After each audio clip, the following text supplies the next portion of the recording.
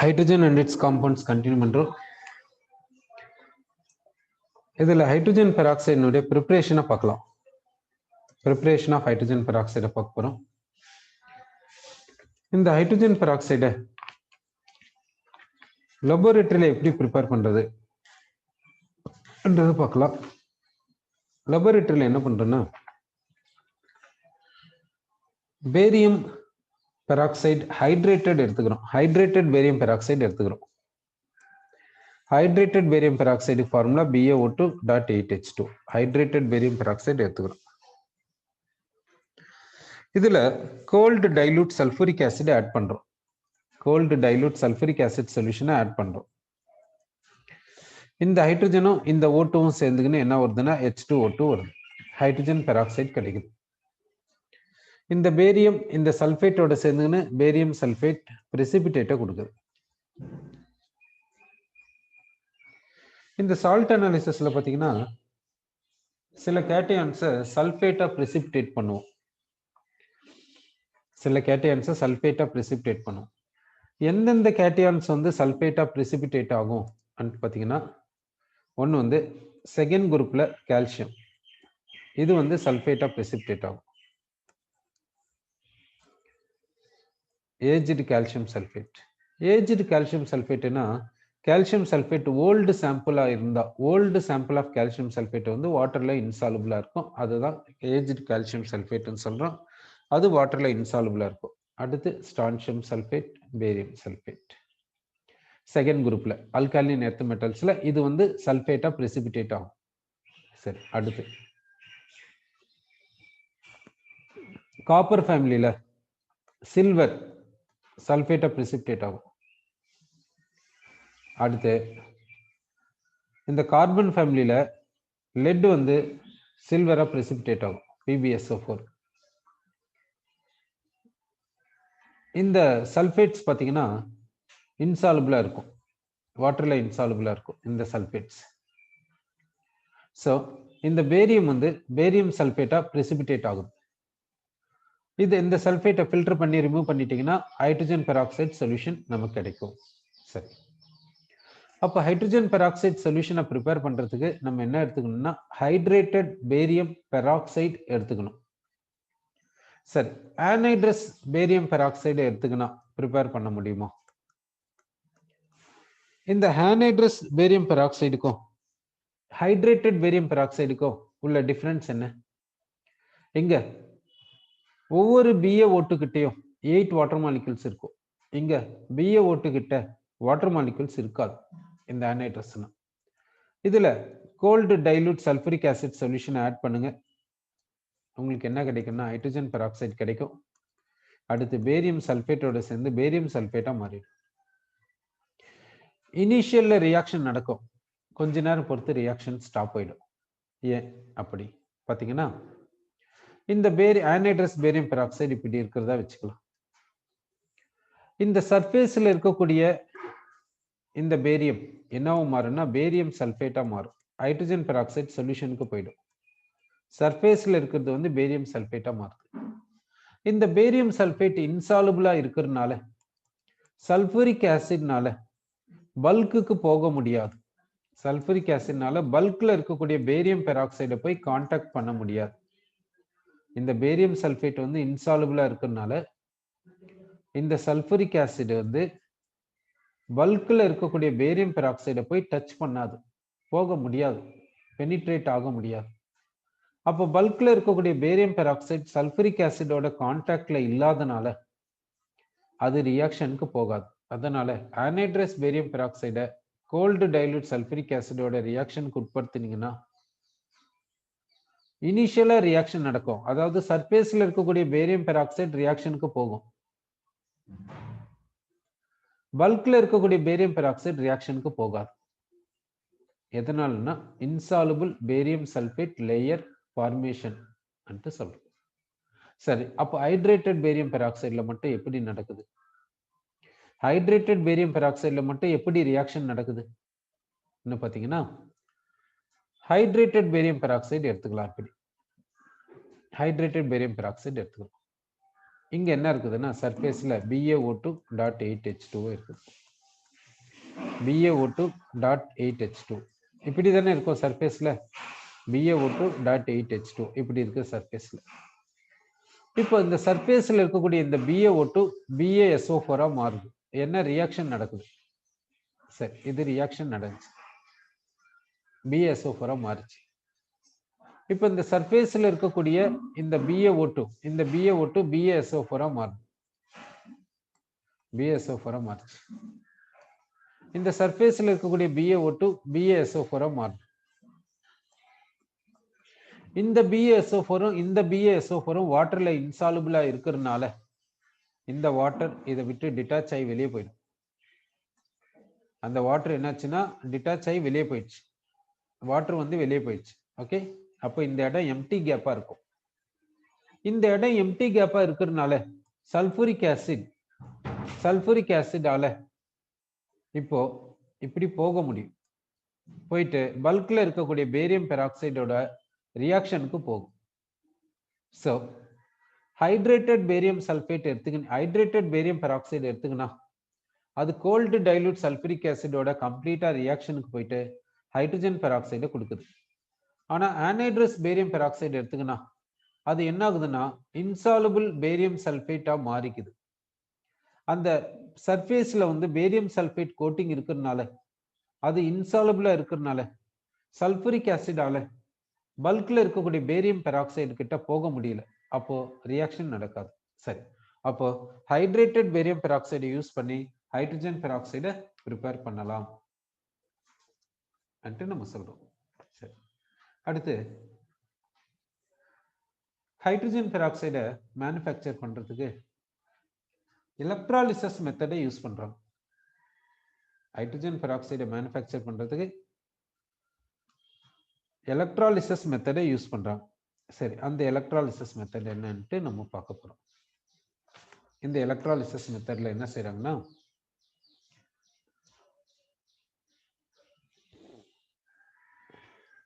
Electrolyte எடுத்துக்கிறாங்க. Electrolyte என்னன்னா sulphuric acid, அப்புறம் இதுல சல்பேட் சால்ட் ஆட் பண்றாங்க. இதுல என்ன பண்றாங்கன்னா சல்பேட் சால்ட் ஆட் பண்றாங்க. என்ன சல்பேட் சால்ட்னா for example ammonium sulphate. Ammonium sulphate தான் எடுத்துக்கணும்னு கிடையாது, பொட்டாசியம் சல்பேட் கூட எடுத்துக்கலாம். அது போல சல்பேட் சால்ட்டை ஆட் பண்றாங்க. சரி, அப்போ சல்பூரிக் ஆசிடையும் அமோனியம் சல்பேட் அதாவது சல்பேட் சால்ட்டையும் மிக்ஸ் பண்ணிட்டு எலக்ட்ரோலைட்டை எடுத்துக்கிறாங்க. ஆனோட் கேத்தோட் பிளேஸ் பண்ணிட்டு கரண்ட் பாஸ் பண்றாங்க, எலக்ட்ராலிசிஸ் நடக்குது. இங்க எப்படி எலக்ட்ராலிசிஸ் நடக்குது அன்ட்டு நம்ம பார்க்க போறோம். இங்க என்ன எலக்ட்ராலிசிஸ் நடக்கும் பாத்தீங்கன்னா இந்த அமோனியம் சல்பேட்டும் இந்த சல்பூரிக் ஆசிடும் ஃபர்ஸ்ட் என்னவா கன்வெர்ட் ஆகுதுன்னா அமோனியம் பைசல்பேட்டா கன்வெர்ட் ஆகுது. அமோனியம் பைசல்பேட்டா கன்வெர்ட் ஆகுது. இந்த சல்பூரிக் ஆசிடும் அமோனியம் சல்பேட்டும் சேர்ந்துக்கின்னு அமோனியம் பைசல்பேட்டா ஃபர்ஸ்ட் மாறுது. சரி, எப்படி மாறுதுன்ட்டு பார்க்கலாம். இந்த சல்பூரிக் ஆசிட் எடுத்துக்கலாம். சல்பூரிக் ஆசிடை இப்படி எழுதிக்கலாம். சல்பூரிக் ஆசிடை இப்படி எழுதுறோம். அமோனியம் சல்பேட் எப்படி எழுதுறோம் பாருங்க, ammonium ion sulphate ion. Ammonium சல்பேட்டை இப்படி எழுதிக்கிறோம். சரி, இப்போ இங்க எப்படி ரியாக்ஷன் நடக்குதுன்னு பார்க்கலாம். இங்க என்ன கன்வர்ஷன் நடக்குதுன்னு பார்க்கலாம். இந்த O மைனஸ் இங்க இருக்குது, இது கிட்ட லோன் பேர் இருக்குது. இது வந்து H+ அட்டாக் பண்ணுது. இந்த பாண்ட் பேர் எப்படி ஷிஃப்ட் ஆகுது, இதுக்கு மைனஸ் சார்ஜ் கிடைக்குது. இது அமோனியம் அயனை அட்டாக் பண்ணுது. அப்போ என்ன ஆகுது, இந்த இடத்துக்கு H+ வருது, இந்த இடத்துக்கு அமோனியம் அயன் வருது. ஸோ அமோனியம் பைசல்பேட் கிரியேட் ஆகும். ஸோ இப்போ என்ன ப்ரொடியூஸ் ஆச்சுன்னா அமோனியம் பைசல்பேட் ப்ரொடியூஸ் ஆச்சுன்ட்டு சொல்றோம். இந்த அமோனியம் பைசல்பேட் எப்படி எழுதணும்னா NH4+ O- S11O OH ammonium பைசல்பேட் இப்படி எழுதியிருக்கும். சரி, இப்போ அமோனியம் சல்பேட்டையும் சல்பூரிக் ஆசிடையும் மிக்ஸ் பண்ணா என்ன வருதுன்னா அமோனியம் பைசல்பேட் கிடைக்குது. நெக்ஸ்ட் இந்த அமோனியம் பைசல்பேட் அயனைசேஷனுக்கு போகுது. அயனைசேஷன் போயிட்டு என்ன கொடுக்குதுன்னா NH4 SO4 minus and H plus கொடுக்குது. இது அயனைசேஷன் போச்சுன்னா சோ கொடுக்குது. சரி, அது எப்படின்ட்டு பார்க்கலாம். இந்த பாண்ட் இப்படி ஷிஃப்ட் ஆகுது, அதனால இந்த H பிளஸ் நமக்கு தனியாக கிடைக்குது. So NH4 plus O minus S double bond O, S double bond O, O minus H plus இது போல கிடைக்குது. இந்த H பிளஸ் கேத்தோடு கிட்ட போகுது, கேத்தோடு கிட்ட போயிட்டு ரிடக்ஷனுக்கு போயிட்டு ஹைட்ரஜன் ஆட்டமா மாறுது. இந்த ஹைட்ரஜன் ஆட்டம் இன்னொரு ஹைட்ரஜன் ஆட்டமோட சேர்ந்து ஹைட்ரஜன் மாலிகுல் இப்படி கேஸா மாறுது, ஹைட்ரஜன் கேஸா இப்படி மாறிடுச்சு. இந்த NH4 plus SO4 minus SO4 minus அது ஆனோடு கிட்ட போகுது. ஓகேங்களா, இந்த NH4 பிளஸ் SO4 மைனஸ் இது ஆனோடு கிட்ட போகுது. ஆனோடு கிட்ட போயிட்டு என்ன பண்ணுது பார்க்க போறோம். இப்போ இது கிட்ட பாத்தீங்கன்னா 6 லோன் எலக்ட்ரான்ஸ் இருக்கும். இது என்ன பண்ணுதுன்னா ஒரு லோன் எலக்ட்ரானை ஆனோடுக்கு டொனேட் பண்ணும். ஒரு லோன் எலக்ட்ரானை ஆனோடுக்கு டொனேட் பண்ணு. டொனேட் பண்ணா ரிமைனிங் என்ன இருக்கும் பாருங்க. NH4 plus O minus S double bond O, S double bond O. இந்த O கிட்ட 5 லோன் எலக்ட்ரான்ஸ் இருக்கும். இப்போ நமக்கு 5 லோன் எலக்ட்ரான்ஸ் இருக்கும். இதே போல இன்னொரு ஸ்பீசிஸ் எடுத்துக்கலாம், இன்னொரு டைம் எடுத்துக்கலாம், இன்னொரு ஸ்பீசிஸ் எடுத்துக்கலாம். இப்போ 5 loan electrons S double bond O, double bond O, O minus NH4 plus இன்னொரு ஸ்பீசிஸ் எடுத்துக்கணும். இப்போ என்ன நடக்குதுன்னா இந்த 2 ஆக்சிஜன்ஸ்க்கு இடையில சிங்கிள் பாண்ட் கிரியேட் ஆகும். அப்படின்னா பெராக்சி லிங்கேஜ் கிரியேட் ஆயிருக்குது. பெராக்சி லிங்கேஜ் இப்போ என்ன உருவாச்சுன்னா NH4 twice S2O8 கிரியேட் ஆச்சு. NH4 twice S2O8 கிரியேட் ஆயிருக்குது. இப்போ இந்த இடத்துல நீங்க என்ன எடுத்துக்கிறீங்கன்னா K2SO4 எடுத்துக்கிட்டீங்கன்னா இப்போ இங்க என்ன கிடைக்கும்னா K2S2O8 கிடைக்கும். ஓகேங்களா, இங்க சல்பேட் சால்ட்டை நீங்க எப்படி எடுத்துக்கிறீங்களோ அதை பொறுத்து இங்க எழுதிக்கிறோம், அவ்வளவுதான். சரி, இப்போ இத என்ன பண்றேன்னா வேக்யூம் டிஸ்டிலேஷனுக்கு எடுத்துன்னு போறோம். இது என்ன பண்றேன்னா வேக்யூம் டிஸ்டிலேஷனுக்கு அலோவ் பண்றோம். வேக்யூம் டிஸ்டிலேஷனுக்கு அலோவ் பண்றேன் இந்த பர்சல்ஃபேட். ஏன் இதை பர்சல்ஃபேட் என்று சொல்றோம்னா இது கிட்ட பெராக்சி லிங்கேஜ் இருக்குது, பெராக்சைடு இருக்குது. அதனால இதை வந்து வேக்யூம் டிஸ்டிலேஷனுக்கு எடுத்துன்னு போறோம். சரி, இப்போ இந்த NH4 twice S2O8 இது என்ன செய்யணும்னா வேக்யூம் டிஸ்டிலேஷனுக்கு எடுத்துன்னு போறோம். இதை வேக்யூம் டிஸ்டிலேஷனுக்கு எடுத்துன்னு போகும்போது இது என்னவோ மாறுது பாத்தீங்கன்னா இது ammonium sulphate, sulphuric acid, hydrogen peroxide இப்படி மாறுது. எப்படி பார்க்கலாம். இப்போ இந்த அமோனியம் பர்சல்பேட்டை நான் இப்படி எழுதிக்கிறேன்.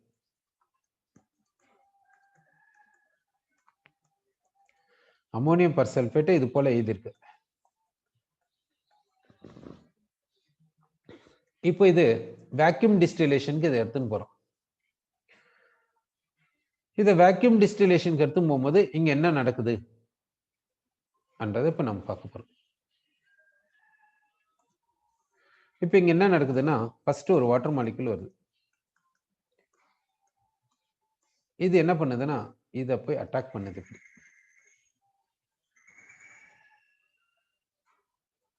அப்போ இது போய் இதை அட்டாக் பண்ணும்போது இந்த பாண்ட் இப்படி ஷிஃப்ட் ஆகுது.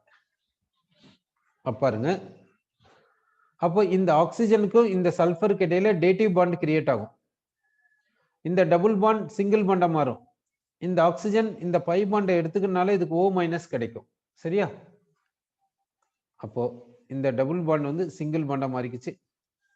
இந்த ஆக்சிஜனுக்கும் இந்த சல்பருக்கு இடையில டேட்டிவ் பாண்ட் கிரியேட் ஆகுது. இப்போ இங்க டேட்டிவ் பாண்ட் கிரியேட் ஆகுது, இங்க நெகட்டிவ் சார்ஜ் கிரியேட் ஆகுது.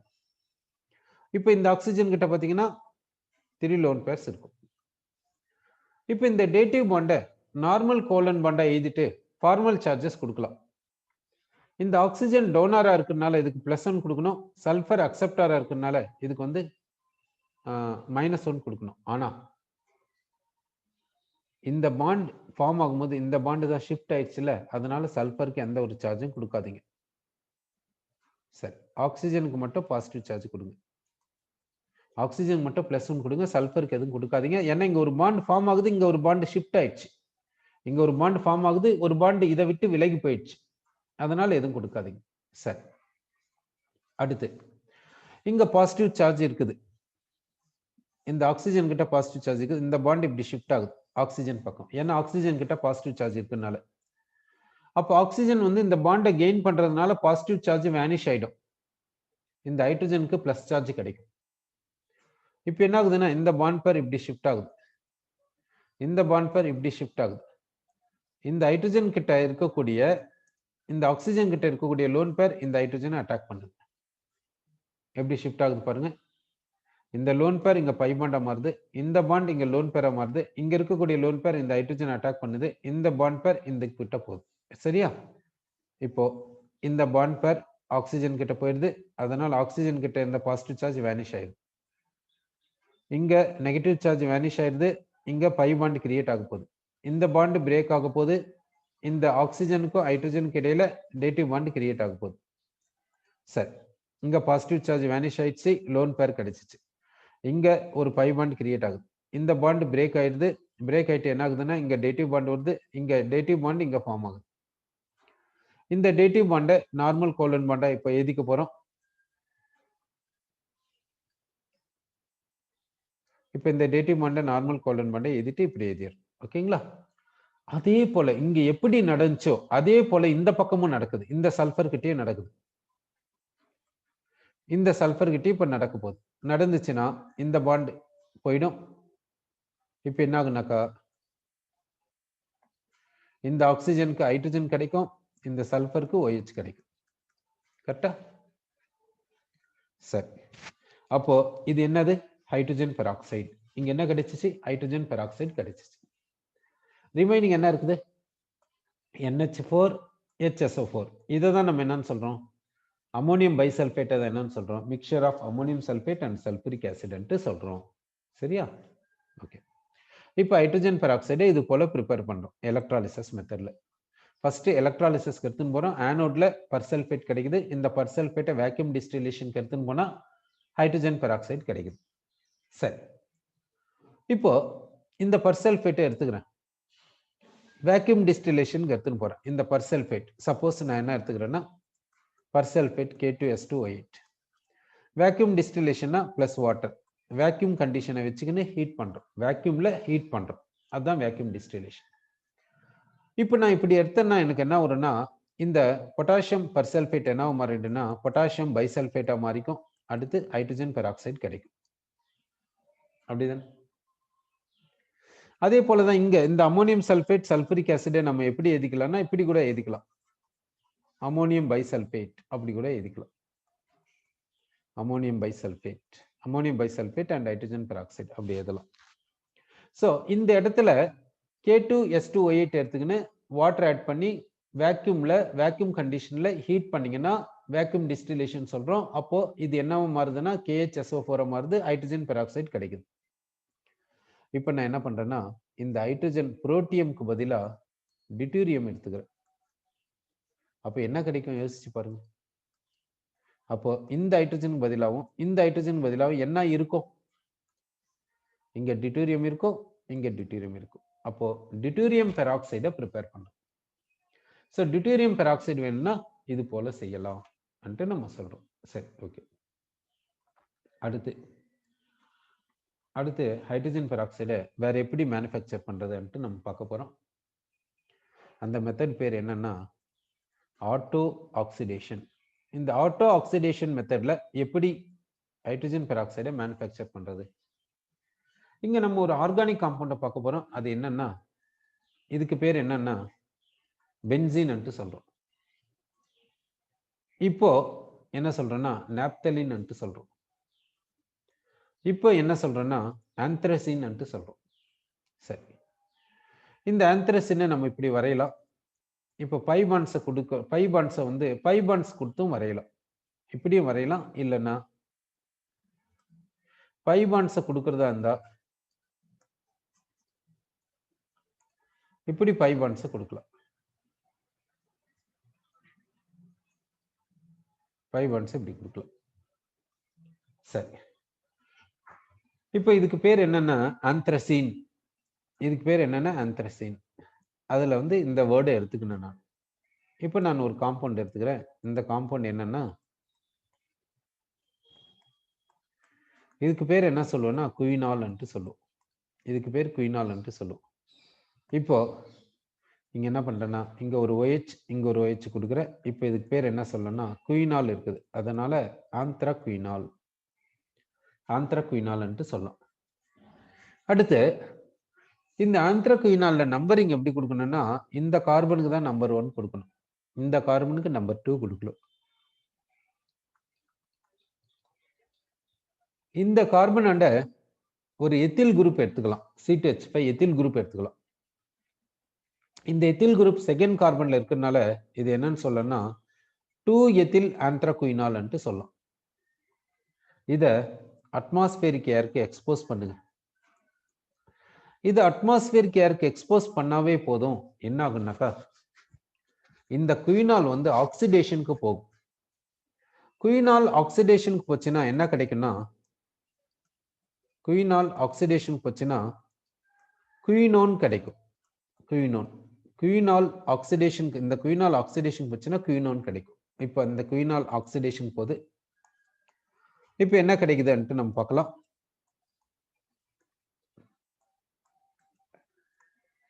இப்போ இந்த எத்தில் குரூப்ல எந்த ஒரு சேஞ்சும் கிடையாது. இப்போ என்ன ஆகுதுன்னா, இந்த OH குரூப் இப்படி டபுள் பாண்ட் ஓவா மாறிடுது. இங்க இருக்கக்கூடிய OH குரூப்பும் டபுள் பாண்ட் ஓவா மாறிடுது. இப்போ பை பாண்ட்ஸை கொடுத்துறோம். பை பாண்ட்ஸ் இப்படி கொடுத்தாச்சு.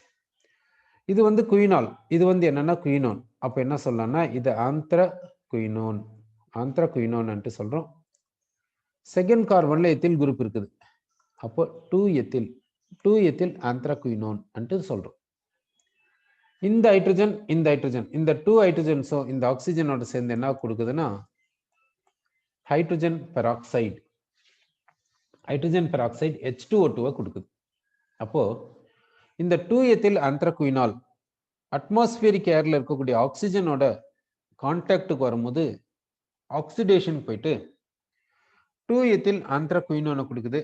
அப்புறம் என்ன கொடுக்குதுன்னா ஹைட்ரஜன் பெராக்சைடை கொடுக்குது.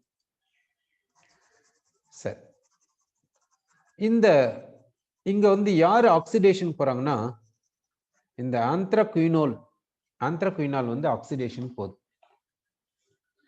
இது ஆக்சிடேஷன் போறதுக்கு எந்த ஒரு கேட்டலிஸ்டோ எதையுமே நம்ம ப்ரொவைட் பண்றது இல்லை. ஜஸ்ட் அட்மாஸ்பியரிக் ஏருக்கு ஜஸ்ட் எக்ஸ்போஸ் பண்றோம், அவ்வளவுதான். ரூம் டெம்பரேச்சர்லயே எக்ஸ்போஸ் பண்ணா போதும்.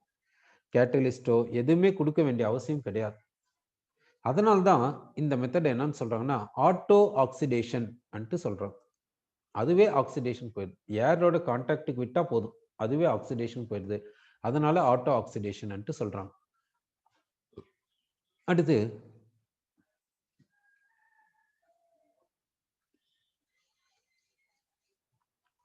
இந்த 2 எத்தில் ஆந்த்ரகுயினோன் எடுத்துக்கிறோம். இந்த 2 எத்தில் ஆந்த்ரகுயினோன் எடுத்துக்கிறோம். இதோட ஹைட்ரஜன் கேஸை பாஸ் பண்ணி இங்க கேட்டலிஸ்ட ப்ரொவைட் பண்றோம். என்ன கேட்டலிஸ்ட்னா நிக்கல் இல்லைன்னா பெல்லடியம் இல்லைன்னா பிளாட்டினம். டெம்பரேச்சர் வந்து மாடரேட் டெம்பரேச்சர் இங்க கொடுக்குறோம். மாடரேட் டெம்பரேச்சர் கொடுக்குறோம். என்ன ஆகுதுன்னா இது ரிடக்ஷனுக்கு போகுது. இது ரிடக்ஷனுக்கு போனா என்ன கிடைக்கும்? இந்த ஆப்போசிட் ரியாக்ஷன் தான் நடக்கும். இந்த மேல இருக்கிறதுக்கு ஆப்போசிட்டா தான் நடக்கும், மேல இருக்கிறதுக்கு ரிவர்ஸா நடக்கும், அவ்வளவுதான். ஸோ மேல இருக்கிறதுக்கு ரிவர்ஸா நடக்குது.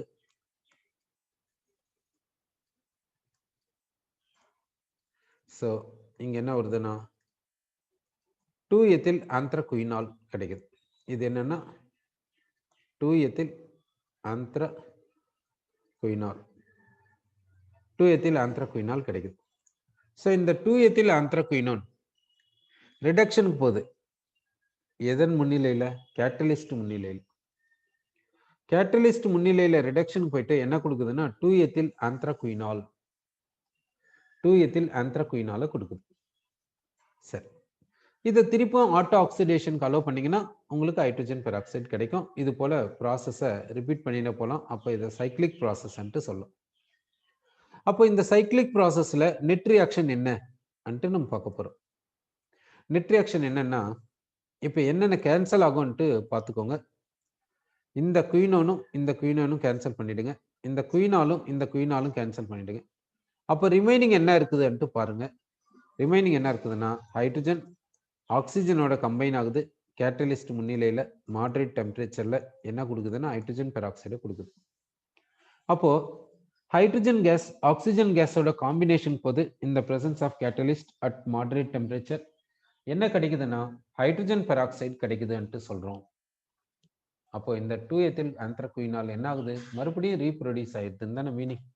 ரீப்ரொடியூஸ் பண்ண வச்சுக்கிறோம், வேற ஒன்றும் இல்லை. அப்போ ஹைட்ரஜனும் ஆக்சிஜனும் கம்பைன் ஆயிட்டு நமக்கு என்ன கிடைக்குதுன்னா ஹைட்ரஜன் பெராக்சைடு கிடைக்குதுன்ட்டு நம்ம சொல்றோம். சரி, இப்போ இது போலலாம் ஹைட்ரஜன் பெராக்சைடை ப்ரிப்பேர் பண்றோம். இந்த ப்ரிப்பேர் பண்ண ஹைட்ரஜன் பெராக்சைடு என்ன பண்றோம்னாக்கா, அதனுடைய கான்சன்ட்ரேஷன் எப்படி இருக்குன்னா, ஹைட்ரஜன் பெராக்சைடு சொல்யூஷனுடைய கான்சன்ட்ரேஷன் எப்படி இருக்குன்னா 1% சொல்யூஷனா இருக்குது. அதுல இருக்கக்கூடிய வாட்டர் மாலிகுல்ஸை ரிமூவ் பண்ணீங்கன்னா அது என்னன்னு சொல்லணும்னா 30% சொல்யூஷனா மாறுதுன்ட்டு சொல்லலாம். அதுல இருக்கக்கூடிய வாட்டர் மாலிகுல்ஸை இன்னும் ரிமூவ் பண்ணீங்கன்னா என்ன ஆகுதுன்னாக்கா அது 85% சொல்யூஷனா மாறுதுன்னு சொல்லலாம். அதில் இருக்கக்கூடிய வாட்டர் மாலிகுல்ஸை இன்னும் ரிமூவ் பண்ணா அது வந்து என்ன ஆகுதுன்னாக்கா ஹைட்ரஜன் பெராக்சைடு கிறிஸ்டல்ஸா மாறுதுன்ட்டு நம்ம சொல்றோம். சரி, அப்போ எப்படி ஹைட்ரஜன் பெராக்சைடு கிறிஸ்டல்ஸை ஹைட்ரஜன் பெராக்சைடு சொல்யூஷன்ல இருந்து நம்ம ப்ரிப்பேர் பண்றது நம்ம இப்போ பார்க்க போறோம். சரி, இப்போ என்ன செய்யறேன்னாக்கா, இப்போ கிடைச்ச ஹைட்ரஜன் பெராக்சைடு சொல்யூஷன் எடுத்துக்கலாம். கிடைச்ச ஹைட்ரஜன் பெராக்சைடு சொல்யூஷன் இதுக்கு மாஸ் பர்சன்டேஜ் பார்த்தீங்கன்னாக்கா 1% இருக்கு. கிட்டத்தட்ட 1% இருக்கு. அதாவது இப்போ இந்த மெத்தட்ஸ் எல்லாம் பார்த்தோம்ல, இந்த மெத்தட்ஸ்ல ஹைட்ரஜன் பெராக்சைடை ப்ரிப்பேர் பண்ணல, இந்த ஹைட்ரஜன் பெராக்சைடு சொல்யூஷனுடைய கான்சன்ட்ரேஷன் பார்த்தீங்கன்னா கிட்டத்தட்ட 1% இருக்கு. சரி, இது என்ன பண்றீங்கன்னா டிஸ்டிலேஷனுக்கு எடுத்துன்னு போங்க. அப்படின்னா ஹீட் பண்றீங்க. டிஸ்டிலேஷனுக்கு எடுத்துன்னு போறீங்கன்னா ஹீட் பண்றீங்க. எப்படி டிஸ்டிலேஷனுக்கு எடுத்துன்னு போறேன்னா,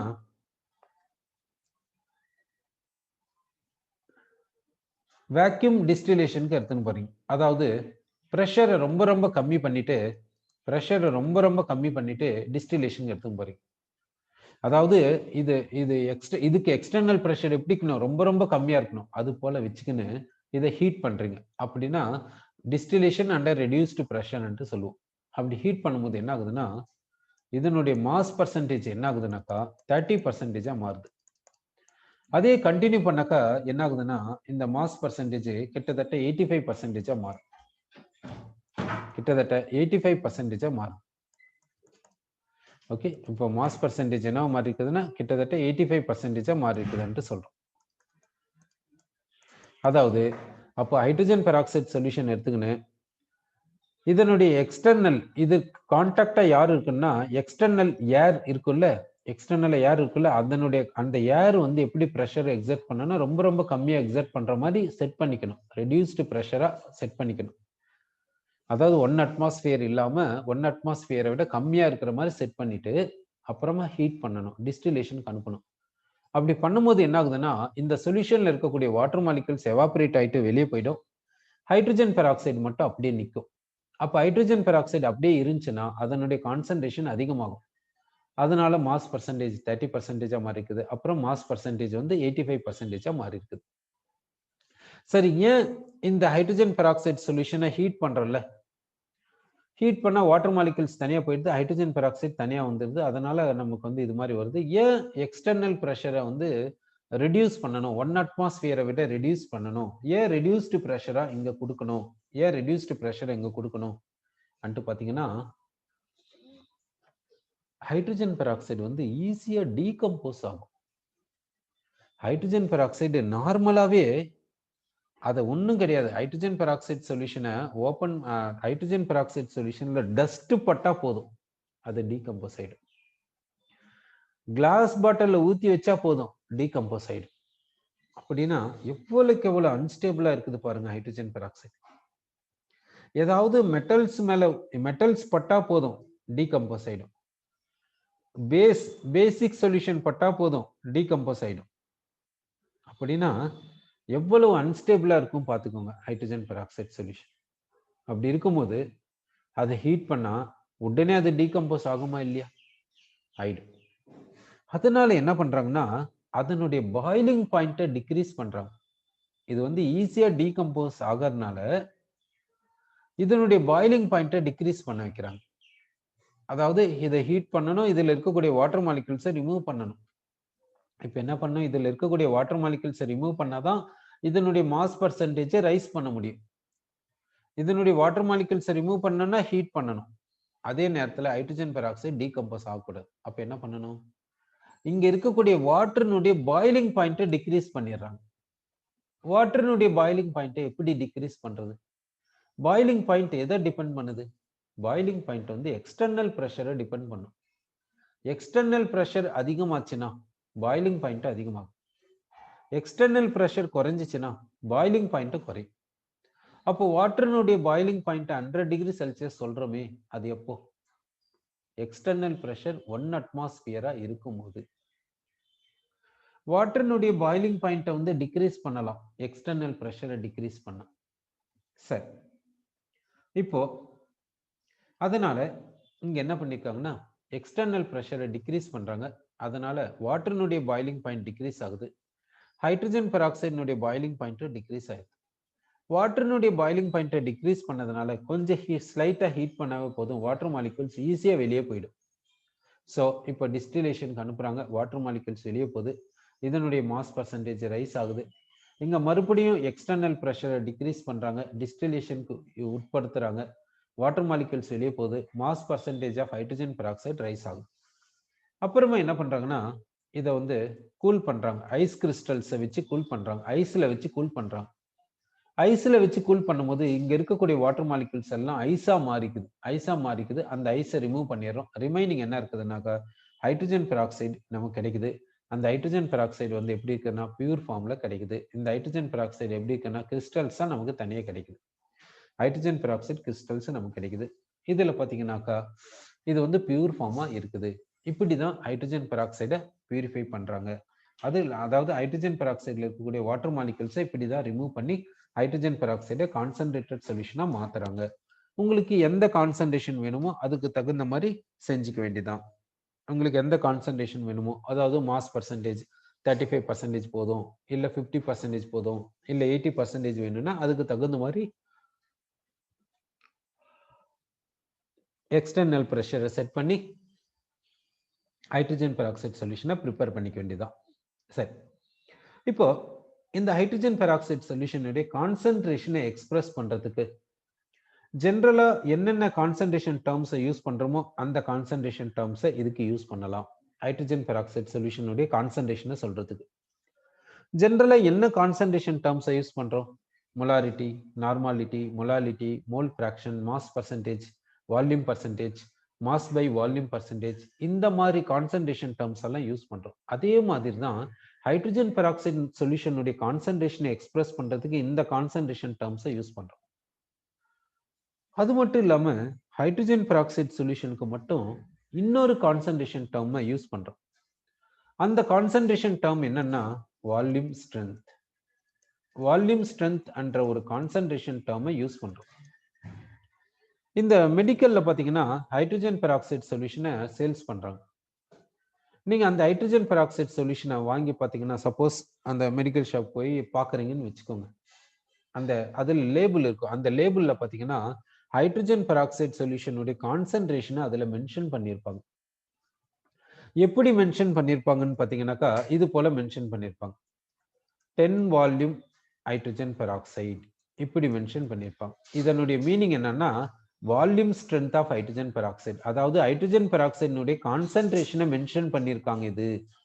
இது வந்து ஹைட்ரஜன் பெராக்சைடினுடைய கான்சன்ட்ரேஷனை ரெப்ரசன்ட் பண்ணுது அன்ட்டு இதனுடைய மீன். இந்த கான்சன்ட்ரேஷனை எந்த டேர்ம்ல சொல்லியிருக்காங்கன்னா வால்யூம் ஸ்ட்ரென்த்ல சொல்லியிருக்காங்க. அப்படின்னா இங்க வால்யூம் ஸ்ட்ரென்த் எவ்வளவுனா ஹைட்ரஜன் பெராக்சைடினுடைய கான்சன்ட்ரேஷனை வால்யூம் ஸ்ட்ரென்த்ல சொல்லிக்கோ. வால்யூம் ஸ்ட்ரென்த் எவ்வளவுன்னா 10ன்னு அர்த்தம். இப்படி வால்யூம் ஸ்ட்ரென்த் 10ன்னா இதனுடைய மீனிங் என்ன? இந்த இந்த லேபிள் இருக்கக்கூடிய இந்த சொல்யூஷனை எடுத்துக்கோங்க. இந்த சொல்யூஷனை 1 லிட்டர் எடுத்துக்கோங்க. சப்போஸ் ஒரு எக்ஸாம்பிளுக்கு தான் சொன்னேன். இந்த சொல்யூஷனை 1 லிட்டர் எடுத்துக்கோங்க. சரி, இந்த சொல்யூஷன், இந்த H2O2 சொல்யூஷனை 1 லிட்டர் எடுத்துக்கணும். இதை ஹீட் பண்றீங்க. இது டீகம்போஸ் ஆகும். டீகம்போஸ் ஆயிட்டு என்ன கொடுக்குதுன்னா ஆக்சிஜன் கேஸை கொடுக்குது. இந்த ஆக்சிஜன் கேஸினுடைய வால்யூமை எஸ்டிபி கண்டிஷன்ல மெஷர் பண்ணுங்க. எவ்வளவு வரும்னா 10 லிட்டர்ஸ் வரும். அதனால தான் 10 வால்யூம் அன்ட்டு சொல்லியிருக்காங்க. வால்யூம் ஸ்ட்ரென்த் 10ன்னு சொல்லியிருக்காங்க. சப்போஸ் இப்போ இந்த 1 லிட்டருக்கு பதிலா 1 ml எடுத்துக்கினீங்கன்னு வச்சுக்கோங்க. இங்க 10 லிட்டர்ஸ்க்கு பதிலா எவ்வளவு வரும்னா 10 ml வரும். அதனால தான் 10 வால்யூம் ஸ்ட்ரென்த் அன்ட்டு சொன்னது. இந்த ஆக்சிஜன் கேஸை எப்படி மெஷர் பண்ணணும்னா எஸ்டிபி கண்டிஷன்ல மெஷர் பண்ணணும். அப்போ இந்த யூனிட் வால்யூம் ஆஃப் இந்த H2O2 சொல்யூஷன் யூனிட் வால்யூம் எடுத்துக்கோங்க. எவ்வளவு ஆக்சிஜன் கேஸ் கிடைக்கும்னா டீகம்போசிஷன் போகும்போது 10 யூனிட்ஸ் கிடைக்கும் எஸ்டிபி கண்டிஷன். அதனால தான் 10 வால்யூம் ஸ்ட்ரென்த் சொல்லியிருக்கோம்.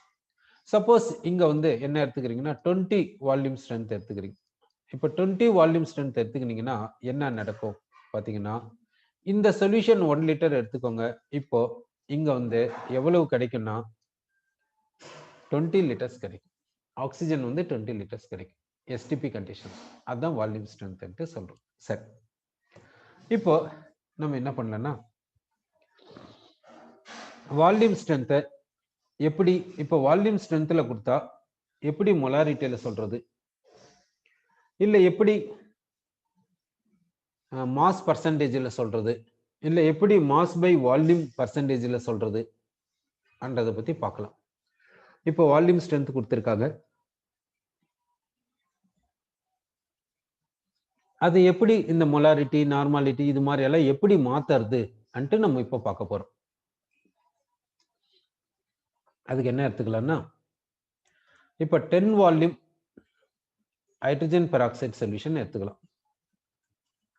10 வால்யூம் ஹைட்ரஜன் பெராக்சைடு சொல்யூஷனை எடுத்துக்கிறோம். இந்த 10 வால்யூம் ஹைட்ரஜன் பெராக்சைடு சொல்யூஷனை எப்படி எல்லாம் நம்ம மாத்த போறோம் அன்ட்டு நம்ம இப்போ பார்க்க போறோம். எப்படி எல்லாம் இதை மாத்துறது அன்ட்டு நம்ம பார்க்க போறோம். இல்லைன்னா 100 வால்யூம் ஹைட்ரஜன் பெராக்சைடு சொல்யூஷன் கூட எடுத்துக்கோங்க. இந்த 100 வால்யூம் ஹைட்ரஜன் பெராக்சைடு சொல்யூஷனை எப்படி இதுக்கு கமர்ஷியல் நேம் வச்சு விற்பாங்கன்னா, சேல்ஸ் பண்ணுவாங்கன்னா, இது கமர்ஷியல் நேம் பெர்ஹைட்ரால் அன்ட்டு வச்சிருப்பாங்க. பெர்ஹைட்ரால் அன்ட்டு சொல்லி சேல்ஸ் பண்ணுவாங்க. இதை எப்படி நம்ம மொலாரிட்டி, நார்மாலிட்டி இது மாதிரி எல்லாம் மாத்துறது அன்ட்டு நம்ம இப்போ பார்க்க போறோம். இந்த ஹைட்ரஜன் பெராக்சைடு சொல்யூஷன் எடுத்துக்கோங்க. இந்த சொல்யூஷனை ஹீட் பண்ணுங்க. ஹீட் பண்ணீங்கன்னா இதுல இருக்கக்கூடிய ஹைட்ரஜன் பெராக்சைடு டீகம்போஸ் ஆயிட்டு என்ன கொடுக்குன்னா வாட்டர் அண்ட் ஆக்சிஜன் கேஸை கொடுக்கும். இதை பேலன்ஸ் பண்ணுங்க. சரி, பேலன்ஸ் பண்ணிடுச்சு.